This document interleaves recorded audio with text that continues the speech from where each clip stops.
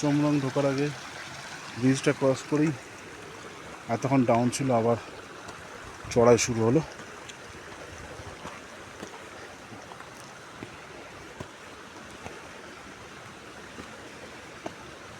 এই চড়াই উতরাই করে করেই আমরা আস্তে আস্তে পৌঁছে যাব the famous Annapurna base camp. এখানে একটাই কাজ, খাও দাও, ঘুমাও আর হাঁটো, চলতে থাকো।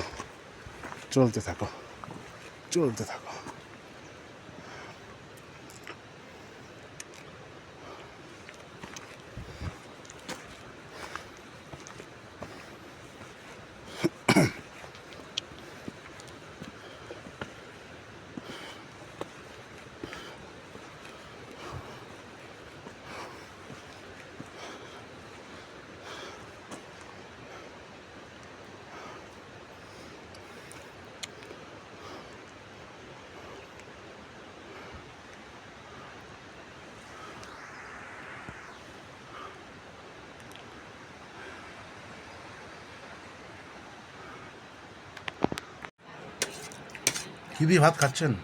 আমি ডাল, শাক, মাছের তরকারি, কচি মাছের, বাম্বু কারি, যেটা স্টাইলিশভাবে বলে ব্যাম্বু কারি। এবং সেই ব্যাম্বু কারি খাওয়াচ্ছে কে? আমাদের রাজেশ রাজেশ দা।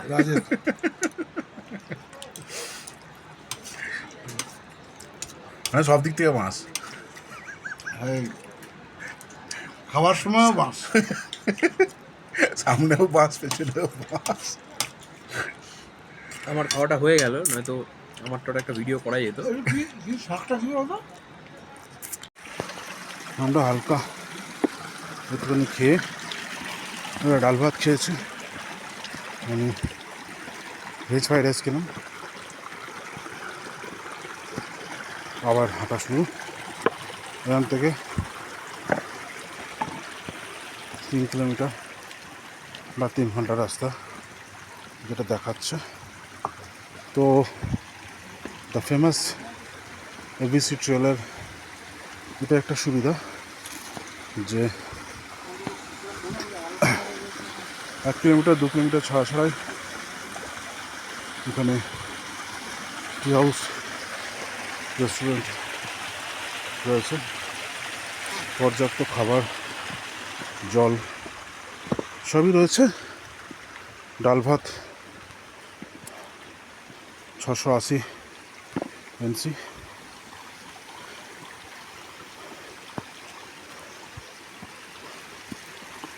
মোটামুটি ভালোই টেস্ট। হ্যাঁ,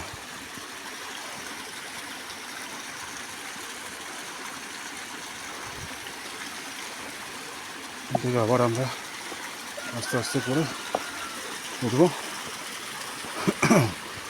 আজকে চেষ্টা করব চমরং থেকে আর একটু যদি এগোনো যায়, হাতে যদি সময় পায়।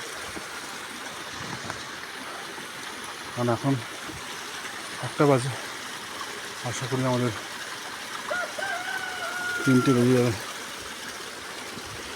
সকালের দিকে প্রচুর জোঁক ছিল, এখন একটুখানি কমেছে।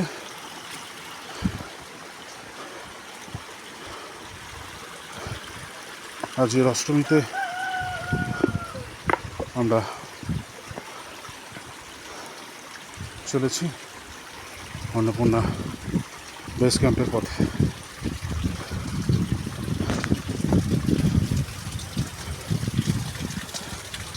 এর মধ্যে আমি 2বার স্লিপ খেয়েছি, সৌরভ 2বার খেয়েছে, দাদা একবার পড়তে বেজেছে।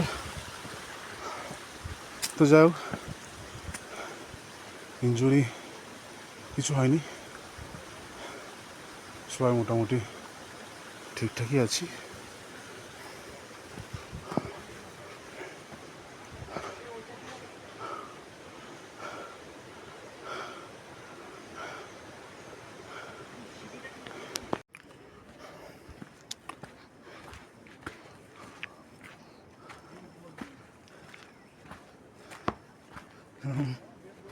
বাড়ি করে করে রাস্তাঘাট জাম করে দিয়েছে।